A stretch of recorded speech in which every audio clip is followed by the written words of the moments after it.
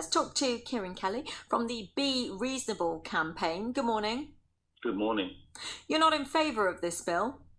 No, not at all. Tell me why. Well, let's start with what the current law does. The current law protects children. The current law makes room in family life for parents who, let's face it, understand their children better than anybody else. I think we'd all agree. Makes room for them to exercise mild chastisement over their children when they deem it to be necessary.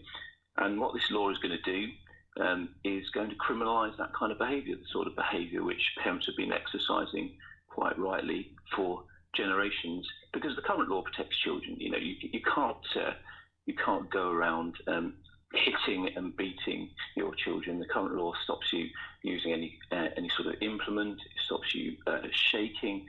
It stops you leaving smacking a smack that leaves anything more than a transitory reddening of the skin. So let's be clear about what we're talking about here. We're talking about criminalising behaviour which parents have used for generations, and it's because people think that they can do the job of parents better than parents themselves. Well, Kate Fallon, who we spoke to an hour ago on the programme, is an educational psychologist. She says there are no circumstances that you actually need to resort to smacking. If a child, say, is reaching for a hot cooker, you can pull their hand away. You can physically intervene without actually hitting. Well, Kate can have a view on that. The question is whether you should criminalise the behaviour of parents who think it is appropriate to do that.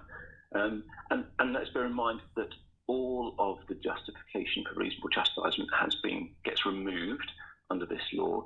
So any sort of physical restraint or yanking away could, under this law, be criminalised, because the comparison that's always made is, well, you wouldn't go up to somebody in the street and hit them. Well, likewise, you wouldn't go up to somebody in the street and yank them. So if you're going to use that sort of comparison, let's be consistent about it. That sort of behaviour is criminalised. And I think a lot of people don't understand this. But what parents do understand is that they know their children best. They know when it is appropriate to use mild chastisement. That's what we're talking about, mild chastisement. They know when it's appropriate to use that. And they know better than the politicians. John Finney, who you had in your preamble, he said very publicly he smacked his children.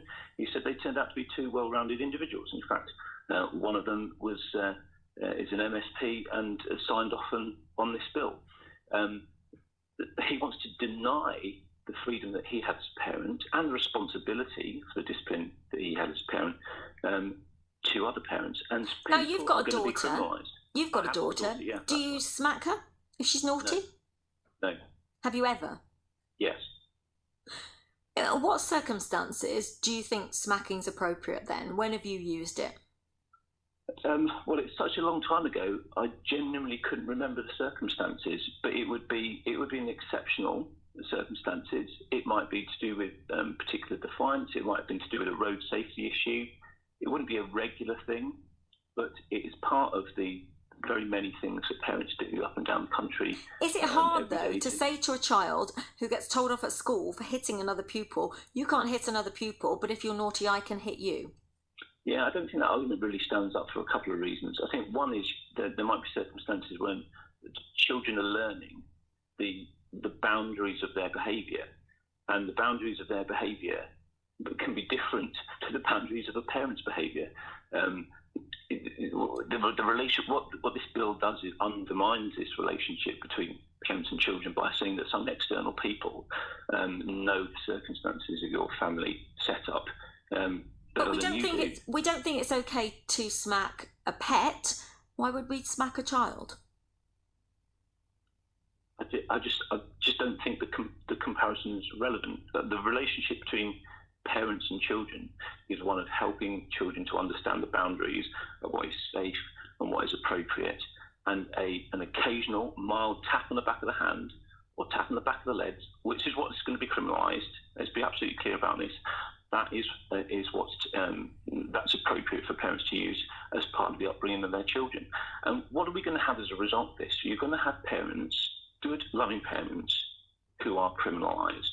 And police have recognised this. Social workers recognise that they're already under strain, and they're going to have umpteen more cases to try and deal with. And what's going to be the end result? The end result is those instances where children are genuinely in need of intervention from police and social services have a much greater risk of being missed.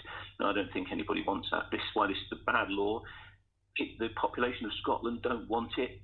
Poll after poll says that. When there was a consultation and people responded, 97% of individuals who responded to that consultation said this is a bad idea. And what have the Scottish Government done? They've just turned a deaf ear, and they seem to have an issue with wanting to interfere in parental life, and it's wrong. What they're doing is wrong. This is a terrible law.